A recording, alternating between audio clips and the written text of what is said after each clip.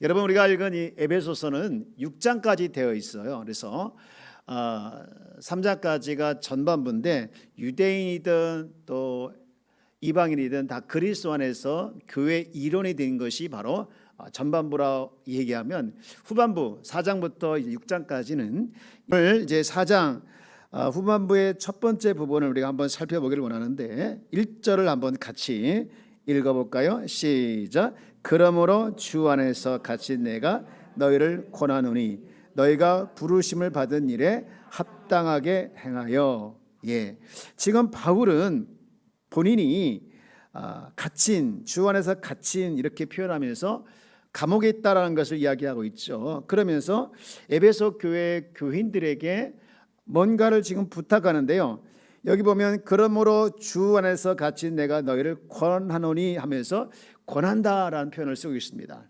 이 권한다고 하는 것은 굉장히 강력한 의지가 담겨져 있는 그런 의미인데요.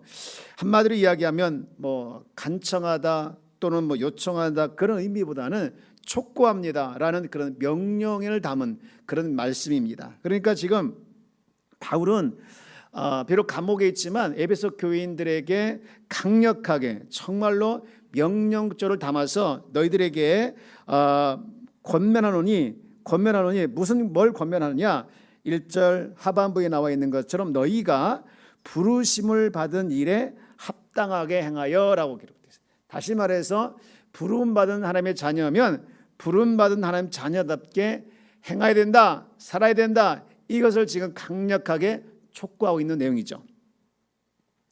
저는요 이 말씀을 읽으면서 이 바울이 진짜로 교회 사랑이 크구나 그런 생각을 하게 되었습니다.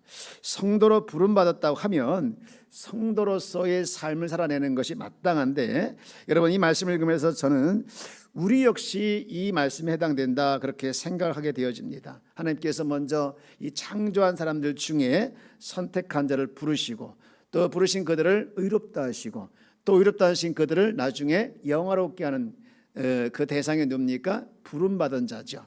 로마서 8장 30절 말씀을 한번 볼게요. 로마서 8장 30절 말씀에 보면 그대로 기록되어 있는데 우리 한번 같이 읽어볼까요? 시작. 또 미리 정하신 그들을 또한 부르시고 부르신 그들을 또한 의롭다 하시고 의롭다 하신 그들을 또한 영화롭게 하셨느니라. 아멘. 이렇게 부름받은 성도는 정말로 부름받은 삶으로서 살아내는 것, 이것이 너무나도 성도로서 또는 신앙생활하면서 가장 중요한 또 가장 큰 원칙이다라고 볼 수 있는 것이죠. 그러니까 성도의 생활의 가장 큰 원칙은 뭐냐? 부름받은 자로서 합당한 삶을 살아내는 것, 이것이 바로 성도로서 가장 큰 원칙이다라는 것이죠. 여러분 우리가 예수를 믿고 교회 일원이 되었으면 교회 일원다운 대운 사람처럼 이렇게 살아내야 되는 거 맞습니다. 회사에 들어가면 그 회사에서 원하는 대로 살아야 하지 않았습니까? 8시에 출근하면 8시까지 출근하기 위해서 일찍 자고 일찍 일어나야 되지 않습니까? 이렇게 어디에 일원이 되면 그 이론에 맞춰서 살아가는 것이 맞습니다. 마찬가지로 우리가 회사에 들어가지 않았지만 교회 일원에 있다는 것은 참 큰 영광이죠. 그래서 이 교회 일원된 사람으로서 우리가 정말로 합당한 삶을 살아내야 되는데 그 합당한 삶이 무엇일까에 대해서 우리가 함께 살펴보기를 원하는데 2절 말씀과 3절까지를 한번 더 읽어볼까요? 시작. 모든 겸손과 온유하고 오래 참음으로 사랑 가운데서 서로 용납하고 평안에 매는 줄로 성령이 하나 되게 하신 것을 힘써 지키라 라고 되어 있습니다. 자, 이제 우리가 하나님의 부름받은 성도로서 이제 합당한 삶을 사는 것이 무엇이냐라고 했을 때 첫 번째는 그겁니다. 목적이 있는 삶을 살라는 거예요. 잘 한번 따라서 볼까요? 목적이 있는 삶을 뭐라고요? 살아라라는 것이죠. 여러분 우리는 하나님의 부름받은 자입니다. 부름받았다고 하는 것은요 그냥 이유 없이 부름받은 자가 아니죠. 이유가 있어서 반드시 부르신 거예요. 이유가 있기 때문에 부르었는데요. 여러분 그렇습니다. 우리는 누구든 예 없이 다 하나님의 부르심의 대상인데 부르심의 대상을 받은 사람은 다 목적이 있는 삶을 살아내는 거예요. 여러분 가끔 고속도로 가게 되 보면 이렇게 보면 어떤 때 고속도로에 꽃이 피지 않을 텐데, 고속도로에 풀이 나지 않을 텐데 거기에 풀도 나고 꽃도 필 때가 있습니다. 여러분 저는 그거 보면 얼마나 신기하고 또 신비로운지 몰라요. 그게 뭡니까? 바로 그것엔 생명의 힘이 있기 때문에 그런 것이죠. 여러분 우리가 하나님의 시각으로 보게 되어지면 이 세상의 모든 하나님의 피조물은 다 목적이 있는 줄 믿습니다. 꽃은 무슨 목적입니까? 아름다움을 비춰야죠. 그죠? 그렇죠. 태양은 빛을 비춰야 되고. 그죠? 여러분 우리는 모르겠습니까? 네. 우리도 여러분 에베소서 2장 10절 언젠가 한번 읽어드렸던 적이 있는데 2장 10절 세 번역에 보면 이렇게 시작을 하고 있어요. 우리에 대해서 이렇게 시작하고 있죠. 우리는 하나님의 뭘 하겠습니까? 작품입니다. 이렇게 기록되어 있죠. 그런데 그 다음 말씀 보면 무엇을 하시려고 작품 만드신 겁니까? 선한 일을 하게 하시려고 하나님께서 우리를 예수 안에서 작품으로 만드셨다. 자, 우리 여기서 이제 우리가 늘 하던 행동 있죠. 옆 사람과 인사하는 거 뭐 해야 되죠? 당신은 작품입니다. 시작. 당신은 여러분의 표정이 지금 으쓱으쓱 올라가신 것 같아. 내가 작품이래. 야, 작품. 우리는 작품 중에 무슨 작품? 할렐루야. 어떻게 기억하고 싶습니다. 네, 우리는 걸작품이죠. 여러분 많은 분들은 자기 자신에 대해서 만족하지 않아요. 왜 이렇게 못생겼어? 왜 이렇게 돈이 없어? 왜 이렇게 능력이 없어? 왜 이렇게 빽이 없어? 하면서 자기가 가지고 있는 것, 드러나는 것, 표현되는 것에 대해서 다 만족하지 않아요. 그러나 하나님은요, 우리가 가지고 있는 것, 누리는 것, 능력 있는 것을 보고서 우리를 가치 있게 보는 것이 아닙니다. 우리는 그저 하나님의 자녀이기 때문에 주님 안에서 하나님의 눈으로 보았을 때 가치 있는 존재인 줄 믿습니다. 여러분 그래서 하나님의 작품이기 때문에 하나님은 늘 우리를 하나님께서 만드신 목적대로서 이끌어 가는 거예요. 그래서 우리가 늘 구원받은 내가 하나님의 자녀인 것에 대해서 우리가 정말 감사하며 그것 자체로 인정할 때 우리는 살아갈 이유가 분명히 있는 줄 믿습니다. 여러분 우리를 하나님께서 아까 잠깐 읽었는데 하나님께서 저와 여러분들을 작품으로 만들었다고 했는데 그 작품을 만드신 이유가 뭐라겠습니까? 할렐루야. 선한 일을 어떻게 하시려고요? 하게 하시려고. 그러므로 여러분 우리를 구원하신 이유가, 우리를 작품 만드신 이유가 하나님께서 보실 때는 선한 일을 많이 하게 하끔 하신 것인 걸 기억하며 여러분 선한 일을 많이 하는 주의 이름을 축복합니다. 선한 일을 많이 하도록 목표를 삼고 많이 할 수 있도록 목적을 가지고 살아내는 것, 이것이 바로 부름에 합당한 삶이다라는 것이죠. 여러분 그런 삶이 없는 자를 뭐라 하겠느냐? 기가 막힌데 요한복음 4장 34절 말씀에 보면 그런 영혼을 굶주린 자라 하겠습니다. 여러분 한번 볼게요. 예수께서 이르시되 나의 양식은 그다음 뭐라 하겠죠? 나를 보내신 이의 뜻을 행하는 그 일을 온전히 이루는 이것이니라. 할렐루야. 우리의 양식이 먹는 것, 우리의 양식이 마시는 것이 전부가 아니라 하나님의 뜻을 이루는 것, 다시 말해서 선한 일을 감당해내는 것이 하나님의 입장에서 봤을 때 그것이 양식이라는 것이죠. 그러면 그런 양식을 우리가 먹어야 되는데 그런 양식을 먹지 못하게 되어지면 영혼이 어떻게 했습니까? 굶주린다는 것이죠. 이와 같이 우리는 하나님 앞에서 정말로 목적을 이루는 삶, 목적 있는 삶을 살아내는 것이 바로 하나님 보시기에 합당한 삶이다라는 것이고 부름받은 자의 합당한 삶이다라는 것을 볼 수가 있겠고요. 자, 그런가 하면 두 번째로 어떻게 사는 것이 이제 하나님 보시기에 우리 합당한 삶일까라고 했을 때 성숙한 삶을 사는 것인데, 자 우리 2절 말씀을 한 번만 읽어볼까요? 시작. 모든 겸손과 온유로 하고 오래 참음으로 사랑 가운데 서로 용납하고. 모든 겸손과 온유로 하고 오래 참음으로 사랑 가운데서 서로 용납하라. 이렇게 여러 가지 이제 이야기를 쭉 했는데 겸손, 온유, 오래 참음, 사랑, 용납 등등 이렇게 쭉 이야기하고 있는데 이걸 다 요약하면 이겁니다. 성숙한 삶, 성숙하게 살아라, 그겁니다. 여러분 성숙함을 이제 살아내기 위해서 가장 필요한 것, 가장 중요한 것이 무엇이냐? 겸손이라는 것이죠. 겸손.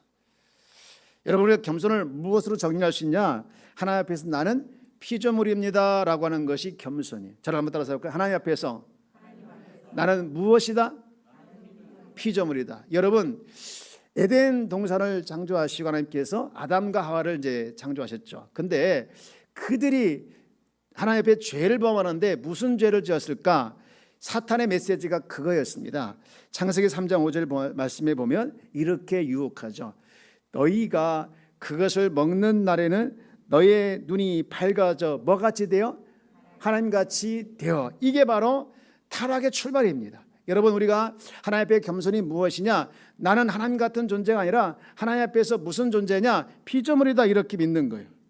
여러분, 우리가 하나님 앞에 겸손하게 되어지면 은혜가 임하게 되어지지만 교만하면 여러분, 우리는 언제 사라질지 모르는 것이죠. 그러면 우리가 어떤 상황 속에도 여러분 겸손하기를 주의 이름으로 축원합니다.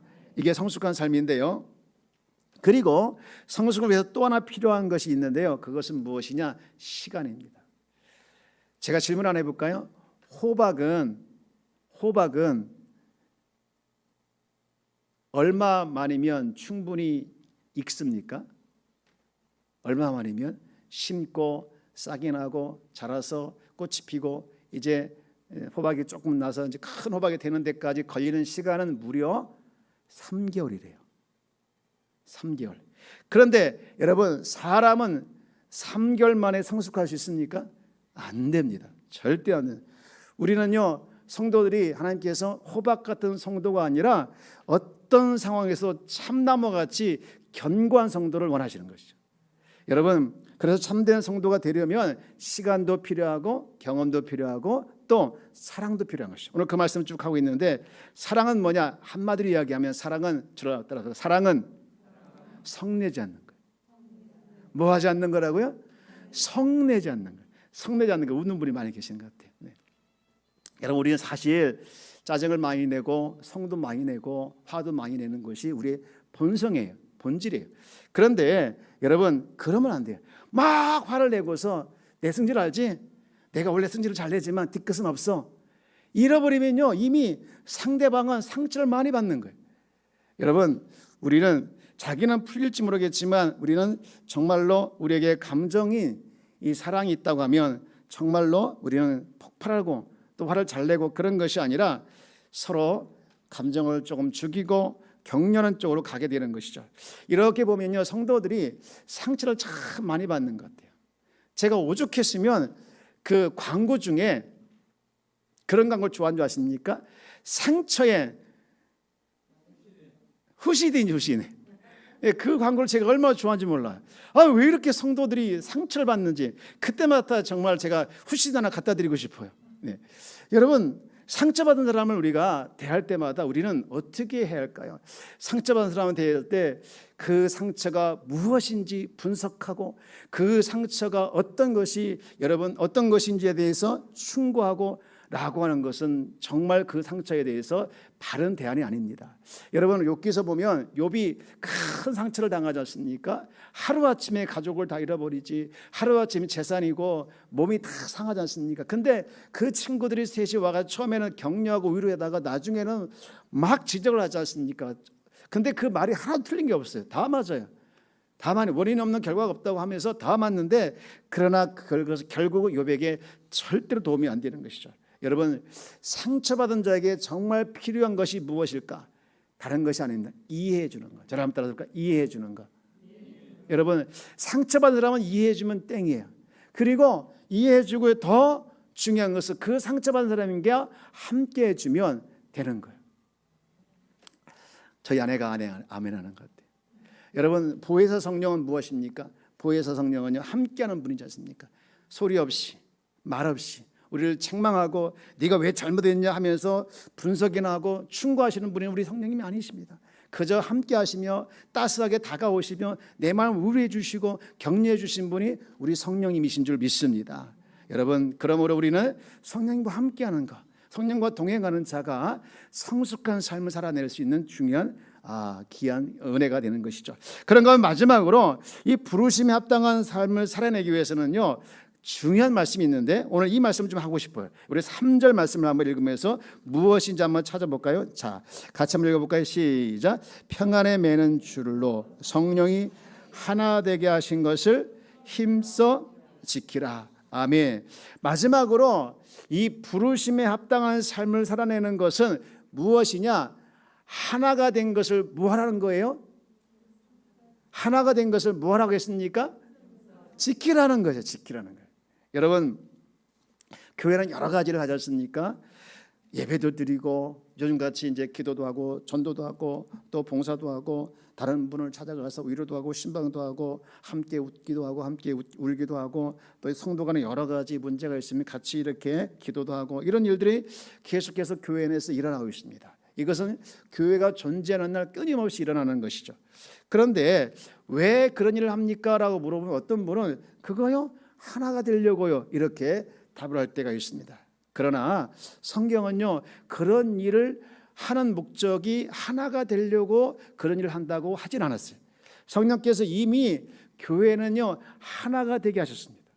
여러분, 우리가 하나가 되는 것은요, 우리의 노력으로 되는 것이 아니고 우리 힘으로 되지 않는 것이, 철저하게 하나가 되게 하시는 일은 누가 하시는 것이냐? 성령께서 하시는 거죠.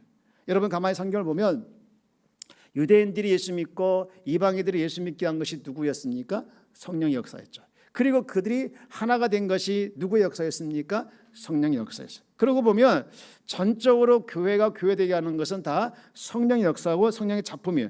그러므로 우리는 알아야 할 것이 하나 있는데, 교회가 하나님의 아름다운 작품이고 또 하나님께서 세워놓은 정말로 귀한 단체이고 공동체인데, 그런데 이 공동체 안에 이 교회가 지키려고 노력하지 않으면 얼마든지 깨질 수 있다는 것이죠.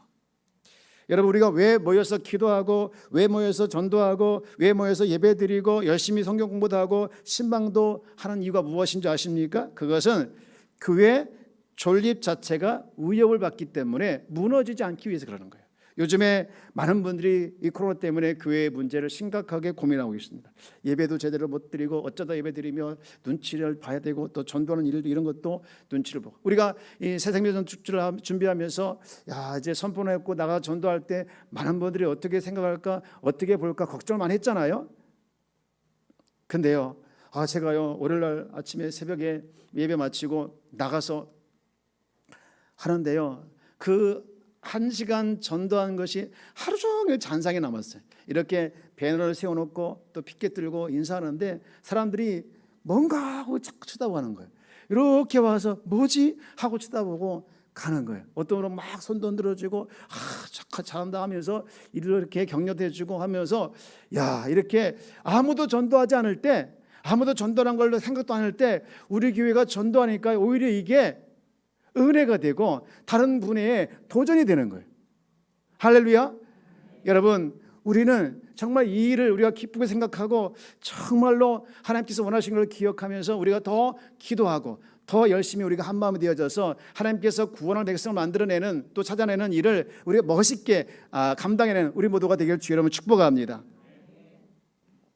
우리는 많은 분들이 안 된다고 할 때, 많은 분들이 하지 말아야 된다고 할 때 우리는 가만히 앉아서 그냥 교회가 무너지는 것을 보면 안 되는 것이죠. 여러분, 히브리서 10장 23절부터 25절 말씀을 볼까요?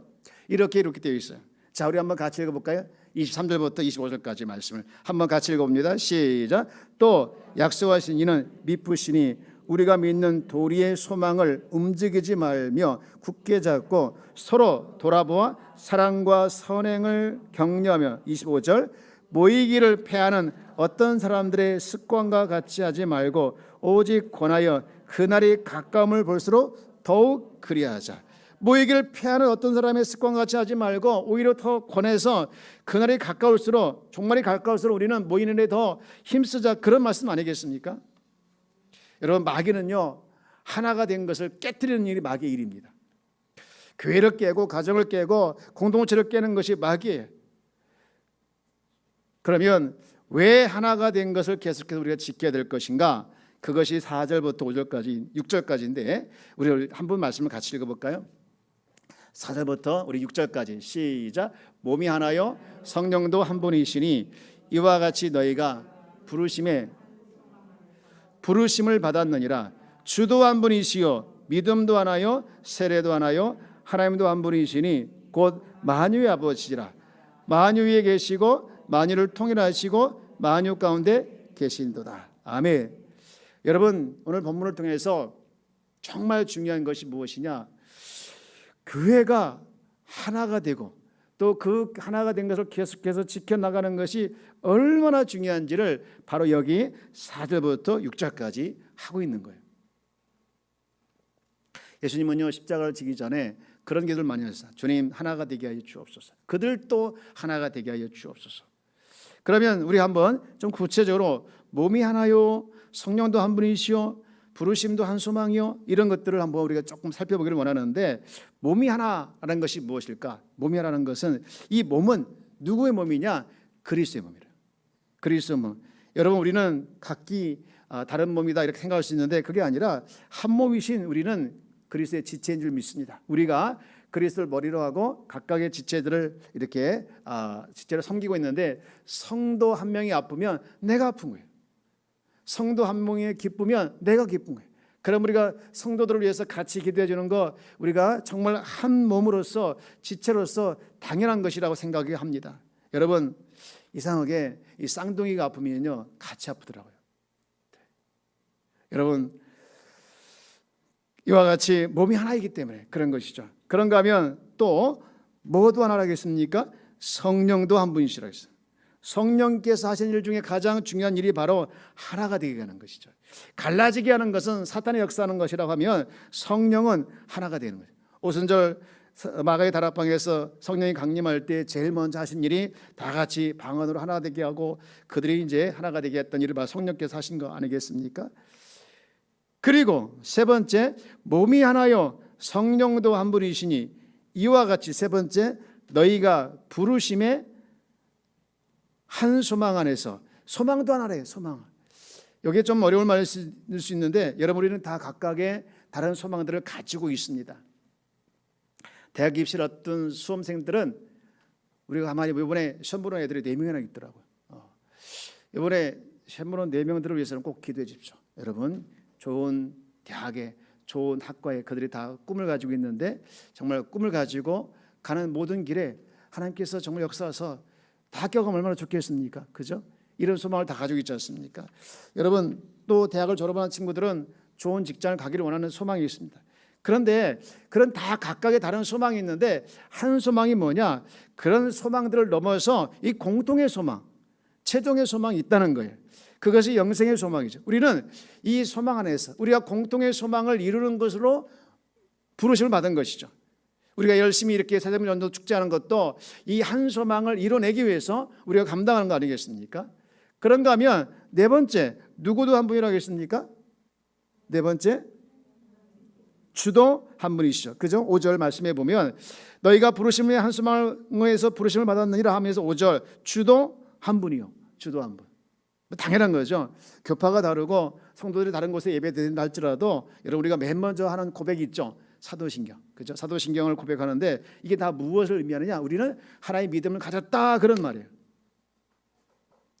그리고 여섯 번째, 또 뭐가 있습니까? 믿음도 하나다. 믿음도 하나다. 예. 믿음도 하나. 우리가 믿음을 가지고 있는 것도 하나입니다. 예. 그리고 여섯 번째, 또 하나 있죠. 뭐가 있습니까? 세례도 하나이다. 세례도 하나. 여기 세례라고 하는 것은, 하나라는 거 하는 것은, 물론 이제 세례 받는 곳도, 세례 집례하신 목사님도, 또 장소도 다 방법 다르지만, 어디는 뭐 저기 충청도에서, 어디는 서울에서 할 수 있겠지만, 그러나 장소, 물 모두 집례도 다르게 했지만, 모두 세례 받는 분들은 누구의 이름으로 세례 받습니까? 성부와 성자와 성령 이름으로 세례 받지 않습니까? 그래서 한 세례. 일곱 번째, 마지막이죠. 일곱 번째 뭐가 있습니까? 하나님도 한 분이시죠. 자, 우리 6절 말씀 같이 읽어봅시다. 이거 중요한 말씀이니까 시작. 하나님도 한 분이시니 곧 만유의 아버지라. 만유 위에 계시고 만유를 통일하시고 만유 가운데 계시도다. 아멘. 우리에게 하나님 한 분, 유일하신 분이다. 이렇게. 예. 우리가 유일하신 분, 그래서 지금까지 이제 4절 그리고 5절 그리고 6절까지 전부 보면 7개 쭉 이해가고 있는데 7은 완전한 숫자지 않습니까? 그래서 이 무한한 숫자 뜻을 가지고 있는 것은 다 모두 다 하나다, 그런 의미를 가지고 있어요. 참 이 말씀을 쭉 읽어보면서 저는요 이 교회가 참 신비롭다, 그런 걸 늘 깨닫는데, 교회는요 다양한 사람들이 모이지 않습니까? 저기 10대부터 시작해서 여기 지금 80대까지 다양한 분들이 모여. 나이도 다르고 출신도 다르고 또 고향도 다르고 또 취미도 다르고 성격도 다르고 직업도 다르는데, 우리가 단일 민족이 아니라 하나님 안에서 정말로 한 백성으로서 이렇게 함께 모이는 것, 정말 이게 신비인데, 여러분 그렇게 하나로 모일 수 있는 그 가장 큰 비결이 뭐냐라는 것이 바로 이제 방금 읽었던 4장 4절부터 5절 6절까지 그 비결이에요. 몸도 하나요, 성령도, 소망도, 주님도, 또 믿음도, 세례도 하나님도 한 분이시다라는 것이죠. 여러분, 그러므로 우리가 교회가 하나 된 것을 깨치지 않는 것, 교회가 하나 된 것을 지켜내가는 것이 얼마나 중요한지 몰라요. 교회는요 이렇게 비유했으면 좋겠어. 자석과 같다. 저를 한번 따라서, 교회는 자석과 같다. 자석. 여러분 혹시 여기 옛날에 한번 제 나이 또래 되신 분들이라 또 그 이상도 연배 되신 분들은 그런 놀이를 했을 거예요. 자석 가지고 이렇게 쭉 끌고 다니면서 주변에 있는 땅에 있는 세부째 같은 걸 다 끌어모으는 그런 놀이를 하면서 놀았던 분들도 있을지 모르겠어요. 여러분, 이 자석에 참 의미가 있는 것이 무엇이냐? 이렇게 보면 하나로 모이는 그런 힘이 있죠. 당기는 힘이 있습니다. 그런데 이 자석이 이렇게 서로 다른 극끼리 모이면 당기지만 같은 극끼리 모이면 어떻게 되죠? 밀어내지 않습니까? N극과 S극이 있는데 N극끼리 만나면 서로 밀어내고 S극끼리 만나면 서로 밀어내지 않습니까? 그런데 N극과 S극이 서로 다른 길이 만나면 탁 붙어요. 이 붙어버리면요 안 떨어지더라고요. 정말 단단히 붙어서 안 떨어져요. 우리는 마찬가지로 정말로 교회가 이것을 배워야 되는데, 같은 여전도에 또 같은 목장끼리 우리는 잘 붙어야 합니다. 성격이 달라도 직분이 달라도 믿은 지 오래됐건 또 오래되지 않았건 정말로 우리가 최근에 출석 안 했던 우리가 서로 잘 붙는 것, 이것이 바로 교회 안의 중요한 메시지입니다. 여러분, 우리는 정말로 잘 붙어서 흩어지지 않고 하나가 된 것에서 지켜내는 것, 이것이 교회의 중요한 의미고 또 부름받은 하나님의 자녀로서 합당한 삶을 살아내는 중요한 사명인 것을 기억하며 우리가 이 일에 지켜내는 일에 우리 모두 하나가 되어지기를 주의 이름으로 축복합니다. 교회는 이 자석과 같은 교회가 되어야, 하나로 끌어모이는 이 강한 힘과 또 그런 자석과 같은 교회가 되는 일에 우리 모두 하나가 되어지기를 주의 이름으로 축원합니다. 기도하겠습니다.